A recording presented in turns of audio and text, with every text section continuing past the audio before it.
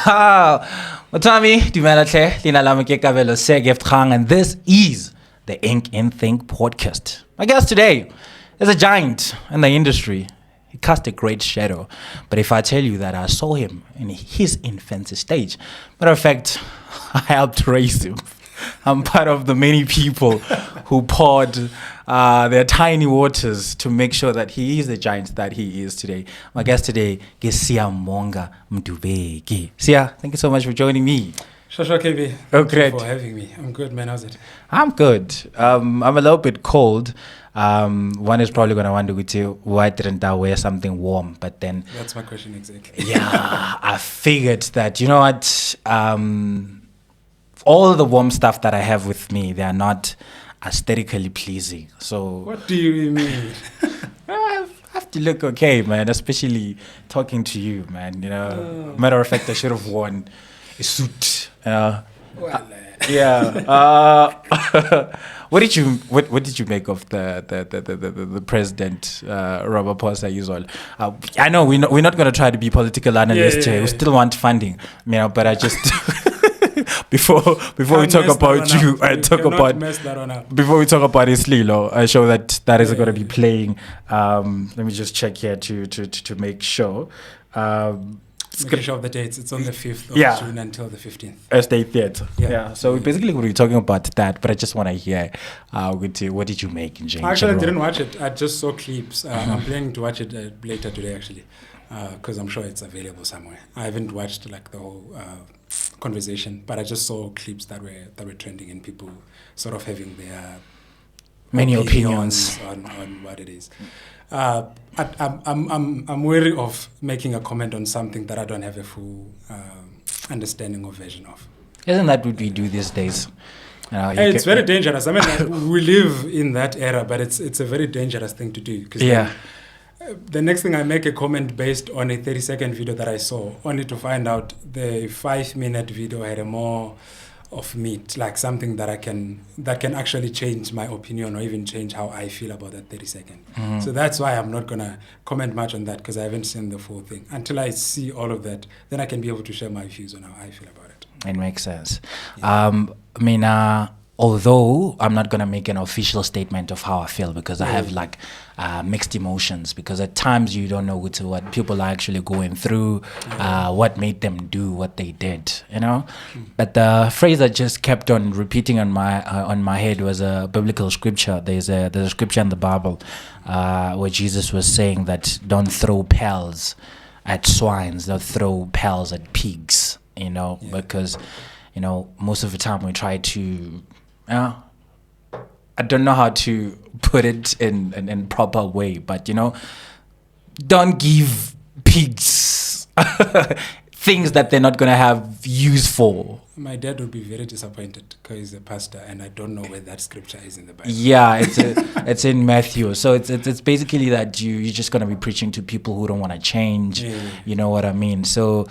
Somehow I felt like what the president tried to do or attempted to do, it's not going to change anything. It's going to fall on deaf ears, because I think we live at a time where people are like just like dedicated to misunderstanding something. They're just going to be like, this is where I stand. You know, you show a person who this thing is yellow. They're like, no. And then you come with many ways of trying to show these people who people were coming for Trump, because I saw a clip where there's where he was showing a newspaper saying there's genocide in South Africa, but he was actually showing a picture of, I think is it in Uganda or but somewhere in Africa, not in South Africa. It's different pictures. You know, it's funny because for so many years, people who know Donald Trump has been talking about fake news, and I'm very disappointed that this is what they would do. And one would think they are misinformed, and I know United States of America have intelligence. You know, if they want to know something about something, they'd make sure they know something about that. But I don't think we should be disappointed though, because I think that's what we're expecting from him. If anything, we should be disappointed if he acts differently than what we know him to be. Okay. Because we know Trump to be that. Yeah. So I feel like it's like we're expecting him to come out differently. Yeah. I would be disappointed if he came out differently than what I expected. I get you. You know what I love these days is that I don't know if it's a good thing or it's a bad thing. Yeah. These days you have supporters at any direction. So if you become extreme on the left, you're gonna have people who are gonna support you. If you become extreme on the right, you're gonna have people who support you. Like if you make the silliest of comment and say there's gonna be somebody who's like, yeah, I'm with you on that. I'm with you on that. You know, whether I know you or not. And people are vocal about their opinion. You know, so yeah, you wrote a play called Isililo, which I would imagine translate to the plea, Selelo, the cry, you know. Cry for help. So it's obviously around Life Esidimeni of how the government failed those 144 people who actually died on that day, you know. But before we speak about that, there is an incident of somebody that I feel that the government is yet failing again, because I think we live at a time where so many things are happening all at once to a point where we forget. And I want to give you a shout out and props for bringing the story time and time and again. Like when the story of Life Esidimeni is trying to die, Sia brings it back. Like, hey, remember 2015 this happened. There's a young girl by the name of Kwekwe. I'm not sure if you're familiar with the story. I'm familiar with that story. Yeah. Well, what do you make of the situation? It was sad. I mean, there was a ruling, was it last week, where they said there is not enough evidence in the case, and apparently they're going to be dropping it. Yeah. I read something like that. But I mean, like, the sad thing about us in SA is that we're such a reactional society. Whatever happens today, we react to that. And something else is going to happen tomorrow. We forget about what happened yesterday and we focus on that. And there's never going back into what happened yesterday. And I feel like stories such as Kwekwe, and I'm sure you'd remember the Uinenes, which was like years back. Yeah. So there's always events that happen. And because we're such a reactional society, we only make comments and rage only during those days. And after a week after, no one is following up on that. Yeah. Which is a sad thing about that, because then no one is ever held criminally liable for their actions, because KB does something else today and we forget about somebody who did something yesterday. Do you think we are? I'm looking for this word where speaks about losing sensitivity. You know, it's not nonchalant. No, it's. I'm gonna remember the word in the middle of an interview. It's funny, you know, but yeah, it's like we lose sensitivity to such matters, and I don't know if I would say we do it on purpose, or is it because of we are forever bombarded with these stories? Because you have to remember, Guti, Okwekwe is one of many. You know, Uyinene is one of many, you know. So when we keep on bringing these names back, it's like we have to like remind society, look at how we are failing, you know. But just wondering, do you think, what do you make of that? Like, if we can get a little bit deeper into that, we can even talk about Life Esidimeni. Why do we forget about these things? I mean, it's the same thing as I always say about the Life Esidimeni. Life Esidimeni was not the first, and it wasn't the last. It's also one of many. It is just that it was 144 people. So you can expect that such a huge number would make an impact. But there's a lot of people that died in these institutions due to lack of care. And because they were not 144, so they never made it to the news. And because they were not in Joburg, they were somewhere in Lusikisiki, somewhere in Mount Leaf, somewhere in Bizana, where no one ever gets to. So they never made it to the news. So I feel like it's the same. I don't want to say it's the same, but there's also a lot of Kwekwes that never made it to the news. That's why I'm saying we're such a reactional society, because we only follow up on stories that make it to the news. And if sadly you don't make it to the news, then I would say no justice for you. Yeah. Like, it's very sad. Out of sight, out of mind. You know, it's funny, I mentioned Uguti. I love the fact that there's always people on the other side of things, of an opinion. But when it comes to these matters, I'm very disappointed, Guti. You'd have people who are victim blaming, you know, as far as blaming a 7-year-old child, you know. Sick. How dare we do that, you know?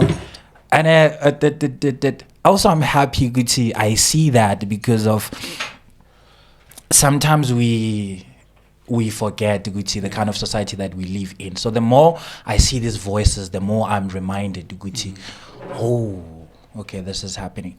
But also, the funny thing is that isililo, we're going to talk about it more, but it's about mental health. You know, and one of the way that we have to protect our mental health is by trying to avoid media, by trying to avoid these stories, because of, although they don't affect us physically, but waking up in the morning and then you turn on your radio or your television and you hear about these stories and you get to relive these traumas as many times as possible. I don't know, how do we balance that?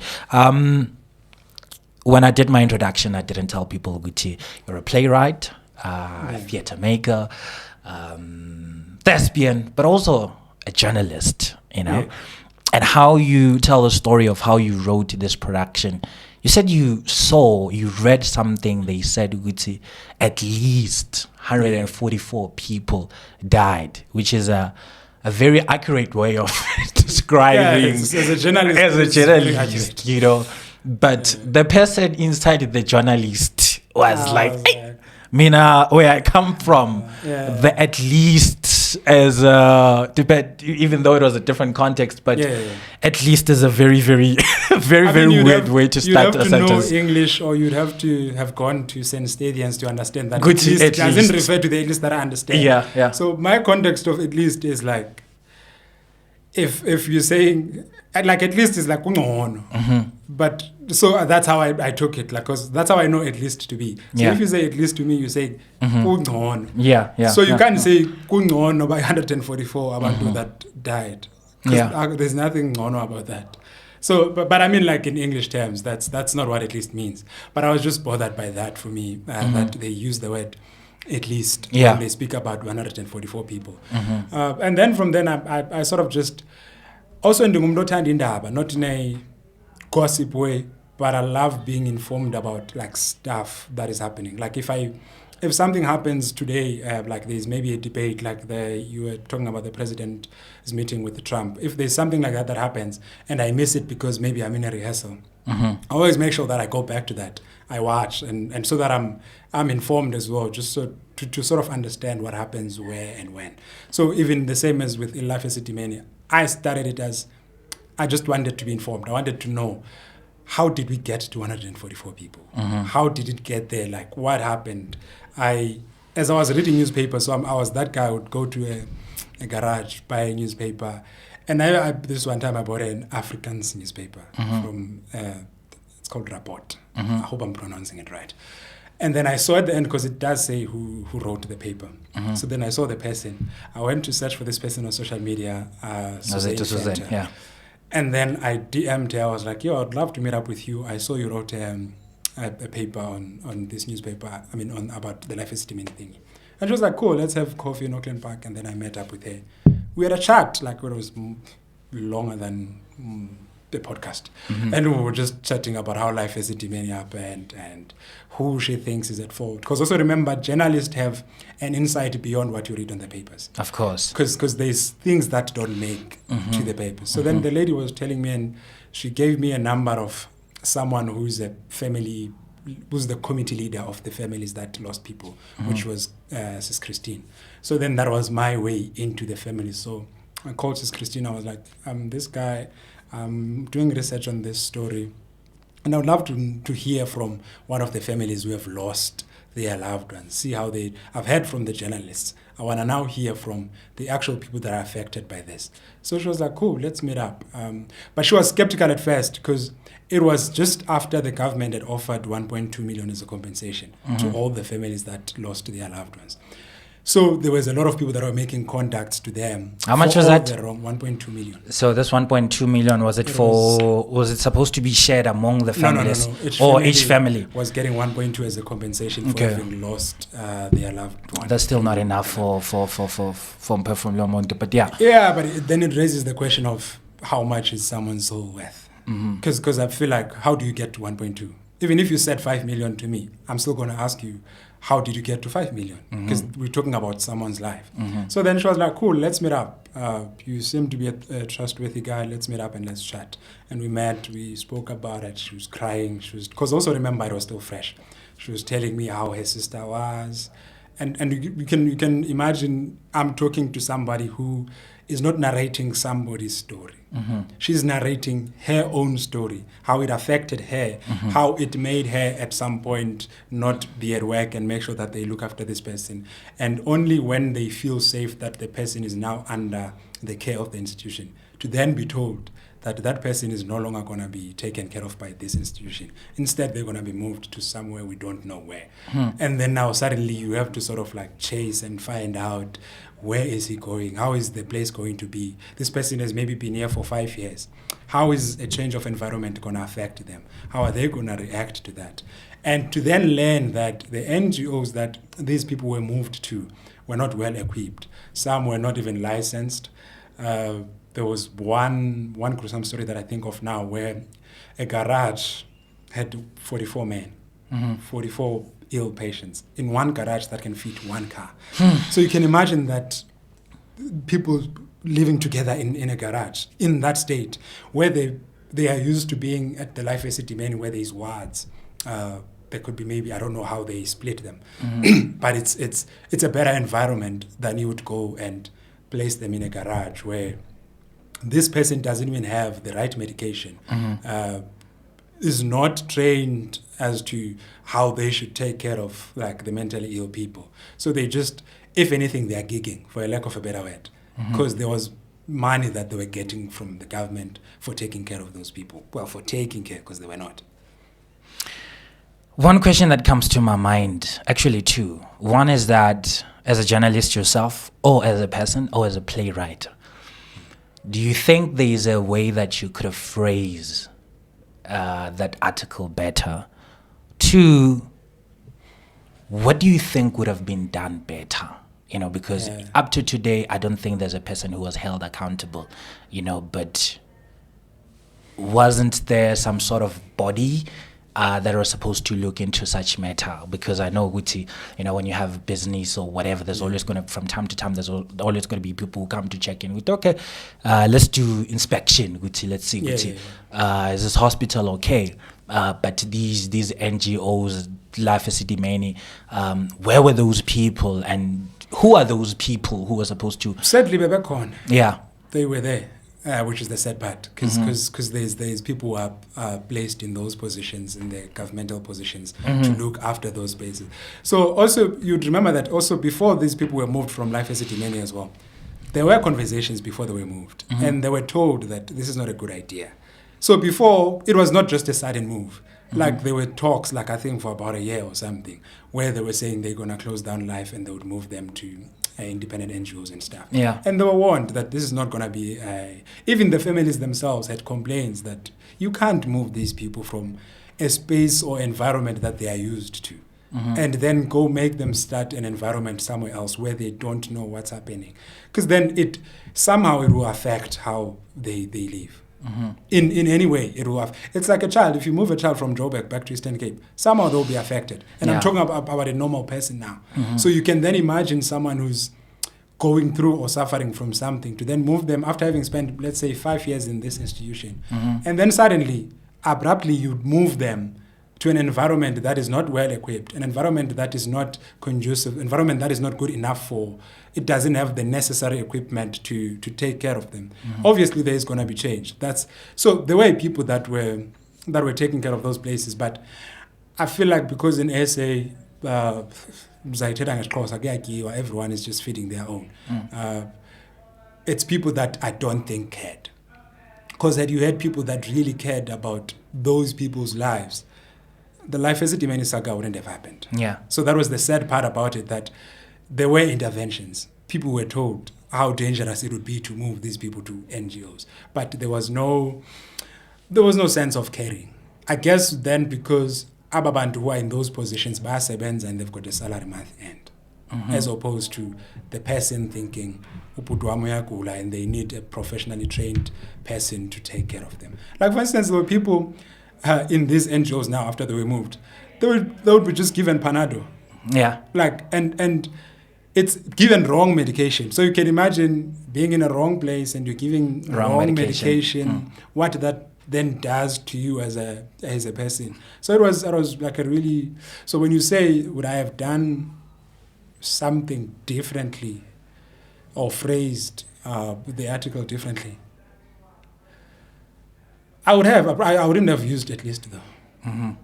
Mkhambi, I would say, unfortunately, 144 people died. Yeah. But I wouldn't say it. Is that the language though? It's not. I'm just at the top of my head now. Because another thing, remember, when you write an article, somebody has to do the editing. Yeah. I mean, at the top of my head, I probably, if I, maybe after this podcast, I'll think of another word. But at the top of my head now, I wouldn't use at least. I would probably say, unfortunately or sadly, we've lost 144 people at the Life Esidimeni. You know, as a devil's advocate, okay, I'm not joined to the Illuminati, just the devil's advocate. I'm just wondering, Guti, how do we make sure, Guti, people regain their sensibility, you know? Because, okay, I'm talking in general. I'm not talking about the Life Esidimeni. I'm just thinking, you know. And generally, As a journalist, you write many of these sad stories. You do them over and over and over and over and over and over, you know. And to some point, they just become another article. It's another story, you know, because of you can't constantly traumatize yourself. You can't constantly emotionally attach to this, although you have a responsibility. You know, I'm thinking about some of the people in the medical field. You know, how they get mistreated by patients. Okay, this is not victim blaming, as I'm saying. This is not about Life Esidimeni. I'm just talking generally. I'm just trying to get your thought on this. You get a lot of patients. They die. You deal with a lot of death, you know, because there's a lot of things that happens. The reason why I'm asking you about this is because I'm thinking of how people in the medical field are usually people abakhuluma when it comes to cheating, infidelities. To people abasebenza kumamushar. There is necrophilia there. So I'm just wondering, Guti, is our brains wired to handle this situation to a point where you constantly have to remind yourself, Guti, this is a person's life, you know? Yeah, I don't know. What do you make of that? I mean, obviously there are instances where people or like, let's say, for instance, nurses are being placed in environments that are not well equipped enough, which I would agree that they do play a role in them becoming people that we don't recognize in those institutions. Because as a human being, over time, also you either get fed up, maybe, I don't know if that's the right word. Yeah. But the environment does sort of play a huge impact in how you then react. Like, for instance, as part of my research, when I was doing the research for the play, I went to a Orlando clinic. This lady I know outside of the clinic. I know her from Ekasi. I know her to be this sweet lady. But how I saw her treating people in that institution, it was a complete different person. And I was like, that made me then wonder, what is it that when people get into these spaces, they sort of become people that we don't recognize. And I realized that, sure, environments that are not well oiled enough would obviously affect you to an extent that you would then become this person that we obviously do not recognize. But again, I don't think we should put that much blame on those places, because also it's got to do with you as a human being. Are you human enough to be in that space? If you are there because you want a salary at the end of the month, it will show. But if you're there because you care about this or these people, about this field, it's going to be a different story. Obviously, it's going to be about salary, because at the end of the day, we've got to feed our families. Exactly. But there is a sense of caring. There's a human being before any of these decisions. So I feel like we can't fully blame the institutions. Sure, they do play a part. But you as KB, you have a responsibility of being human before anything else. And you can't blame that on anything else but yourself. So we can't say, they are victim of the system as well? Not entirely. Yeah, because they are... Sure, that contributes too, but you can't say because they... It's I don't want to touch on this, but it's the same thing you say. I've read comments on social media where a story, since you were talking about Kwekwe, where a story like that comes up, and there would be comments from males saying, we never get to see how the male grow up and how they maybe grow up without the fathers or the environment or the background and whatnot. And I'm like, but it's your responsibility how you act now. Sure, you may have your background or your environment or where your upbringing does shape you in a way, but we can't entirely use it as a form of sort of like defense. Yeah. So you're basically saying, Guti, we have found a way to actually justify things that we shouldn't inflicting our own traumas on other people. Yeah, it makes sense. I shouldn't be bad to you because you are bad to me. It makes sense. I should be good to you because I'm a good person. It makes sense. It makes sense. Okay. It's really that I think we need to human. Yeah, we can human better. They say quote unquote, so I'm done playing the devil's advocate. So that was the devil's advocate, you know. So you found a way to humanize this story, you know, because these people were dehumanized, you know. And Guslilo, I've watched the play so many times. I love it. I'm sure you know the lines by now. Yeah, I love. Yeah, if ever there's gonna be a version where Coach Itlaba Buastana, I get right. I hope you're watching. Chili's. Yeah, like you know, but yeah, you found a beautiful way to like humanize the story, and also there was a usage of humor in a way. But at the back of my mind, because what you try to do is that you try to tell a backstory of prior to this. You know, if we were talking in serious term, it was gonna be like a sequel of a prequel of Life Esidimeni. So life was going fine there. You know, so the story obviously is focusing on this, or it's focusing on many people, but obviously I resonate more with the character Yagagcina, you know, because at the back of my mind is this Langston Hughes poem, What Happens to the Dream Deferred. Okay. I see that one. Can you talk about your technical ability, because you're a good writer and a good performer as well in the story, but can you talk about your technical ability to find a way to tackle this issue with sensitivity that it deserved, but at the same time making it a story that we're going to enjoy? I mean before even getting into the space that you're talking about is also something that I got from them, because they would tell me two versions: the life at Life Esidimeni and the life after the Life Esidimeni. And Life Esidimeni was a very smooth period where their loved ones were taken care of.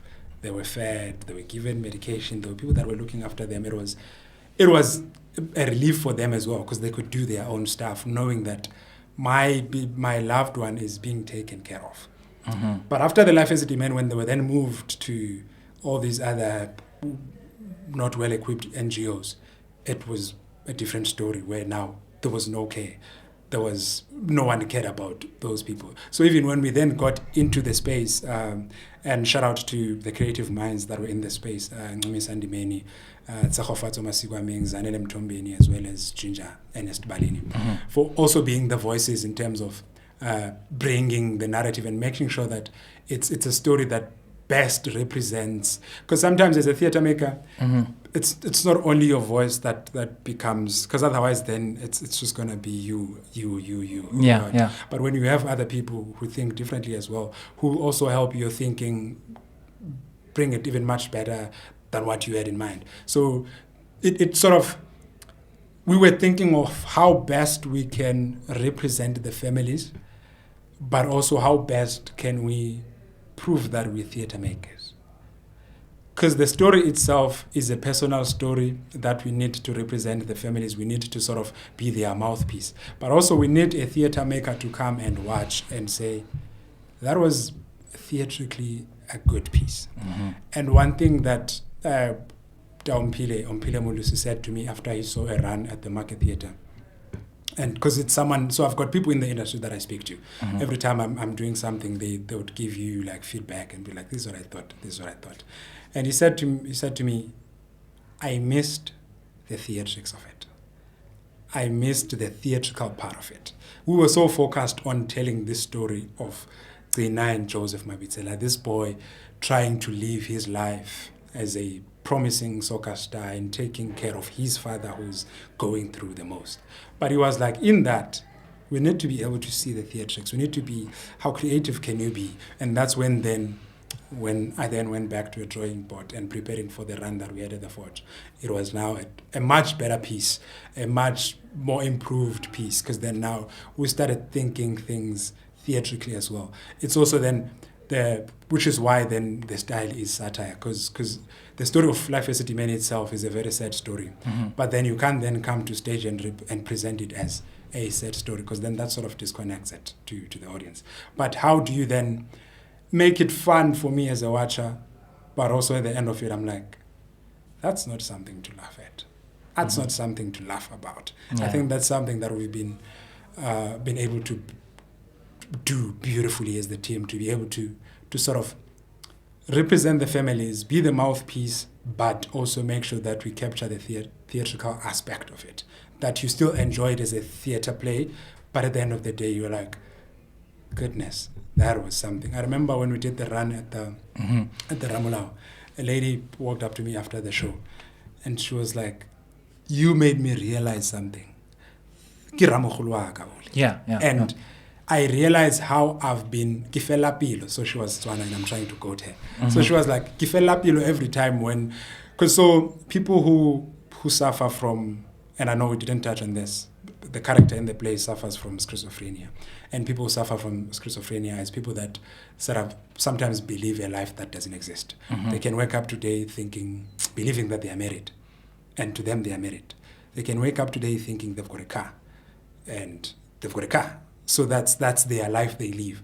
And as a person who is sort of taking care of them, you need to understand that every day is different. So when this lady said to me, and she was realizing how the way Afela Pilokateng, whenever she has to deal with him, and she was like, I just learned a new way to sort of deal with him and always just play along whenever he is going through these episodes, which is one of the elements that I picked up from the conversation, the interviews that I did when I was doing the Life Esidimeni research. A lady called Nomvula said to me, her sister would wake up and believe that she's married. And her husband has gone to work. She's going to come back. This is their house. They live together. They've got kids. Kids are at school. So you need to understand that you're living with someone who believes that life exists. And you now, as a KB, have to find a way to make sure that I sort of agree with what this person is saying. Because once you disagree also, it sort of fuels them into maybe becoming angry and becoming violent. But if you play along and be like, sure, I know you want to go see your husband who's at work, but he's actually on his way back. You have to play the mind of a child. You know, where a child, you're like, go wear your shoes, I'll wait for you. Go wear your shoes and then you disappear. It's sort of like you have to treat them as that. You have to sort of understand where they are at and sort of play along, and also in protecting them becoming more violent, because they can also become violent. So in avoiding that, you need to make sure that if you get home now and there's somebody who's suffering from that, has a bag, for instance, and they're like, I'm going to see your aunt. How do you deal with that? You have to convince that person that, okay, sharp, I know you're going to go see my aunt, but actually, my aunt called. She said she's coming to see you. Yeah. So instead of us, let's wait for her to arrive, and then you've convinced that person to go, oh, okay, cool. Okay, let's wait for them. And before you know it, they might have changed their narrative now and believing into something else. Sometimes you give them tea, they drink tea. A friend of mine that I know is ugogo wak, once she's done drinking that tea, we are quite about lady that I said in the and she just had a cup of tea now. The cup is in front of them, and if you say, here's the cup, you just had tea, they're like, no, this was yesterday, it was not today. I want my tea today. So you sort of have to always like be somebody who's mentally prepared, who's sort of well equipped as well on how to deal with this human. I don't know. I'm sure I'm diverting, but I was touching on the lady giving me a feedback on how isililo has sort of also helped her realize how she's been dealing with Uramokhulu and how she can then now sort of improve and do things differently than how she was doing before. Yeah. That's beautiful. Lucia is basically saying that with the usage of humor, he's taking us to hell with him. So if you find yourself laughing when you're watching the show, just know Gucci, you and Sia basically. But that's how we are as a country. Generally, we hide behind humor. We find a way to laugh at ourselves. About the most saddest, deepest things. That's who we are as people. There's a quote. It's our coping mechanism. Yeah, there's a quote at the back of my mind, but I'm trying to remember it. But it's, I think one of the people who beautifully said this quote again was Robert. I'm not sure if I'm getting his name correctly. I have so many Roberts in my head. Robert Atkinson, known as Mr. Bean. We know him as Mr. Bean. Yeah, cool. One of my favorite comedian and actor and an intellect as well. You know, he was saying, "Gucci, I'm forgetting this quote." But it speaks about Gucci, how a situation right now could be tragedy, but in the long run, that situation become comedy. We laugh about it. Yeah, we laugh about it. Yeah. That's how we are as a country. We laugh about the most saddest things ever. Also because we are avoiding therapy. also because of the because that in the long run also doesn't help. The contrast of this is that the therapy is not as accessible as we would want it to be,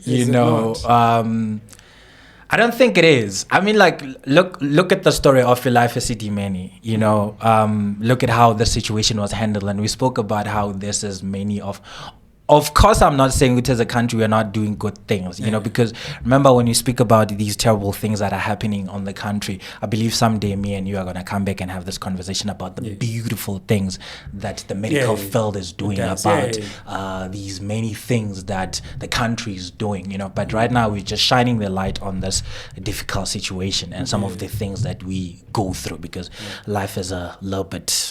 Someone was actually asking me that because in the story there's a nurse, Tabiso, who was one of the people that I got while I was doing research at the clinic. And someone was saying, why is this nurse so bad? I mean, I can relate so much to him, but why is he one-dimensional? Yeah. And I was like, that's on purpose. This is the story that we want to tell now. And that's the beauty about making theater. Yeah. Is that you decide the terms, you decide the rules. People come and watch. Yeah. You're sort of taking them on a journey and you say, follow me, and this is how I want you to feel. Maybe not the right way to phrase it, but this is where I'm taking you. And then however you feel about that, then that's you. That's you. But it's also, you then decide on what to include and what not to include based on the narrative that you want to tell. So obviously there is good nurses out there. Yeah. We're not saying there isn't. But for the story that we're telling, it was important for us to highlight that kind of a nurse who does exist as well. So it's there's always a left and a right. Yeah. And it's also just about the narrative that you're going with, and you then decide on, based on this narrative, based on Glena's narrative, on Isililo's narrative, what would best be a better vehicle to push the narrative. I love it. So we're going to wrap up the conversation, but before we do that, I want to go back to what you said before, just what you said. Yeah. This woman who gave you feedback, tells me... the one who watched the show. Yeah, the one who is saying, I want to understand, Guti, as a writer yourself, where did that grace come from? Because of Oklina is showing grace. You were just telling me of how you have to engage these people in their smaller reality. You have to play with them when they say guy, and you be like, okay, no, actually they're coming this side because of they get to experience these realities that we don't get to see. But just for the sake of grace, because it's frustrating when you like, these kids are watching me and they are looking at me when you don't see them, but you have to remember this is their reality. But now what you are saying with Tuklina, as a person, as a character, would go as far as saying it's okay. These people, they are not trying to harm you, you know what. But so I want to know from you as a writer, where did that grace come from? And then number two, I want to know, what was it like writing for yourself, because of you are one of the characters in there. And then maybe in closing we can talk about these many characters, because of the cast is a cast of 3 people, right? And these 3 people get to play these many characters, you know. So I want to know, how did that work? And also we can also talk about your 2 directors that I love so much, Ujinja and Ngumisa. Yeah. I mean that comes from just being a human being. I care more than anything else. I just care, and I think that's what brought about isililo, because I cared. If I didn't care, I wouldn't have read on it. I would have read on maybe just something that comes to mind. I would have maybe read about Tupac. I would have maybe, because I know you're a fan. I would have maybe read about Tupac. And it would have been a different thing. But it's because for me, I care deeply. And I was moved by, and I get very disturbed when I see people, and I will say when I see the people that consider themselves as being normal, ill-treating those who we consider as not normal. And I get sad at how the ones who were not considered normal had their rights violated. It's almost as though they didn't have rights while they were in the institution. So for me, it was care more than anything else, which I think it's any other theatre maker's thing, that whenever you watch their work, you would be able to trace back to how they are as human beings, because there's always a piece of us in that. So I cared about this man. I care about the people. I care about people. I care about mental health. And it was something that really disturbed me. I mean, I think that's one thing that pushed me the most was a space of caring, and going like, this could have been me. This could have been my close relative. This could have been my family member or whoever that is close to me. And how would it have affected me if it was the case? So it came from a space of caring. You asked me a lot of questions, and I'm trying to remember as I'm answering you as well. But you were asking me about playing the different characters in the, and how that was. I mean, also that's any trained actor's joy, to be able to tap into these different characters and be able to showcase all these people all at once. And luckily I had the most talented people ever who are able to, because even in the style of isililo, it's the best stage. Everything, we have to sort of make you believe that now we are in an institution. And you have to imagine that the 3 bodies on stage, you have to believe that now there is more than 144 people in this. And we have to, as actors, we then have to sort of be able to embody that in a way that you get to forget about the 3 bodies that you see on stage. But you sort of have the image of the Life Esidimeni or whatever NGO that we are in at that particular moment. And it's the talent that I'm playing alongside with. I'm sure you saw Sbahle, and I played with Sbahle and Vusi. You saw that version. And you also saw me playing with Zanele and Chilis, directed by Ngumisa and Ginger. So it's a collective, because also even when there was a change of cast, it's also a thing of all these people are talented and how they sort of relate to this mental health issue in their own capacity, and so they bring themselves also in this story, and how it has affected. It might not have been the Life Esidimeni incident, hence I was saying to you, the Life Esidimeni saga has been happening, but it's just that it was never the 144 people. So it's people that sort of came as performers, but also at the same time people that care deeply about the issue at hand. So I feel like if I'd gotten other people who didn't care much about it, isililo wouldn't have turned out to be what it is now. So I think that caring first before the theatre making, before the theatrics, before the technicalities of what people see on stage. There's a human being that cares beyond that just creating a play. So yeah, that's beautiful. It's a beautiful production, and also it's believable when Sia tells you, Gucci, these 3 people have to tell you the story of these 144 people or of these 1,000 people. It's believable, smooth transitionings there, you know. I can't wait to see this run. Can you look into that camera and tell people, Gucci, that one, that should be your camera. Tell them, Gucci, where they're going to see Isililo and what to expect. Yeah, well, Isililo is playing at, I'm looking there. Isililo is playing at the South African State Theatre from the 5th of June until the 15th of June, which is like next month, well, next week. By the time this comes out, I think it will be after. But you can get your tickets at Web Ticket. If you search for Isililo, or you can go to your Pick and Pay, any Pick and Pay near you, buy tickets for Isililo. We are at the Sibusiso Kwinana Theatre from the 5th of June until the 15th of June. Dope stuff. And yeah, expect to be, what is the word? Expect to be mesmerized. Funny enough, I was thinking of that word.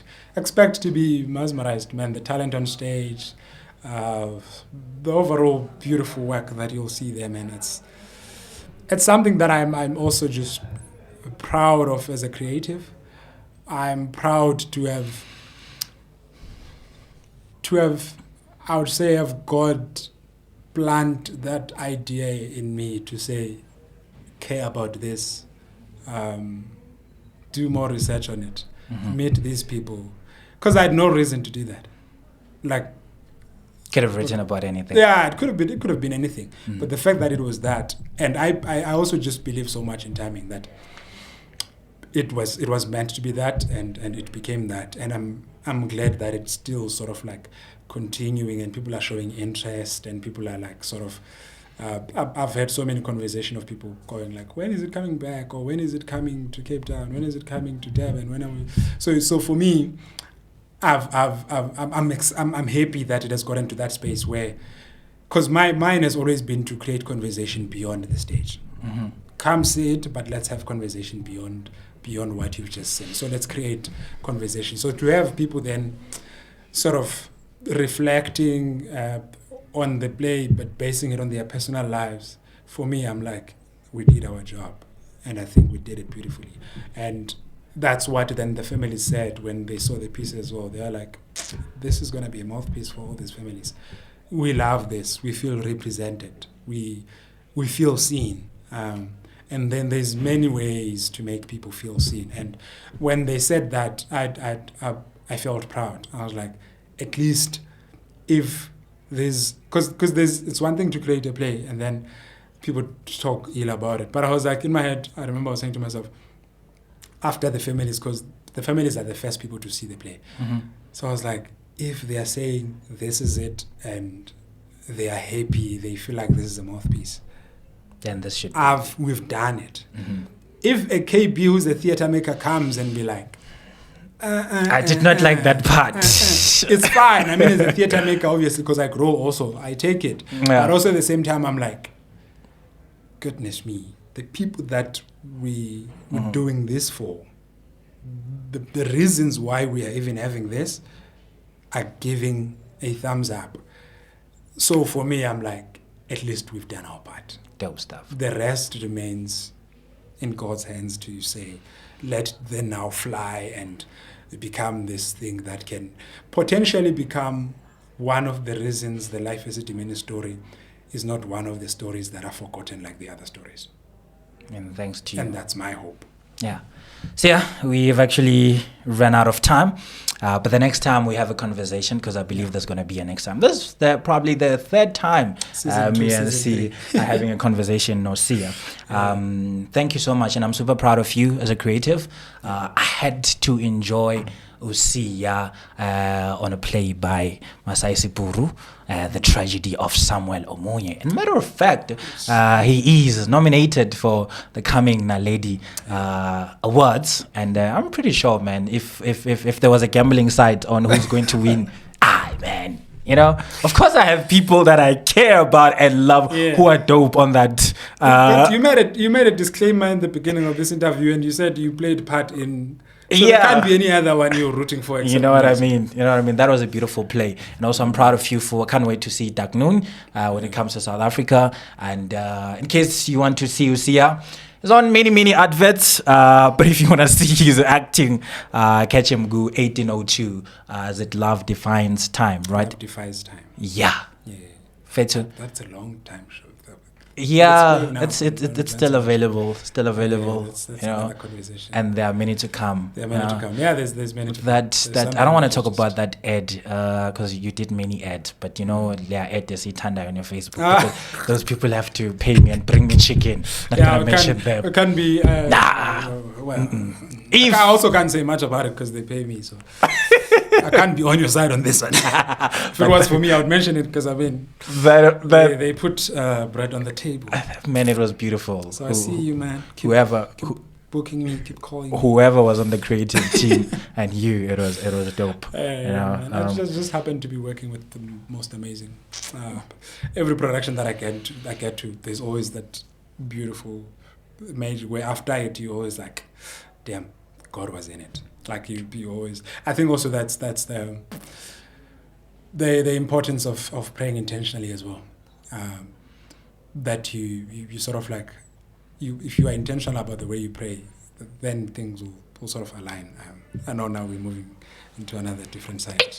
The spiritual side of it. But I mean, when you pray intentionally, things sort of like, they might take time, but they do eventually happen, and what is meant for you will always gravitate towards you. And all you have to do is to always wake up in the morning, work towards that. And when it comes to life, you will say, this is where it all started. Sia just spoke about praying intentional. Yeah, and I hope you heard that among all these many things. On that Naledi Award, so I come back. We are praying intentionally with Tiko. So that on the 16th of June, when I come back for season, what season are we? This is season 2. When I come back for season 3, I'm not going to be a Naledi nominated actor. I'm going to be a Naledi winner. So they pray with me so that... So yeah. Thank you so much, man. And this was a beautiful conversation that I had with my friend Siyambonga Mdubeki. Please catch it on Spotify, catch it on YouTube. Thank you so much. Peace. Thank you so much, man, for the beautiful work.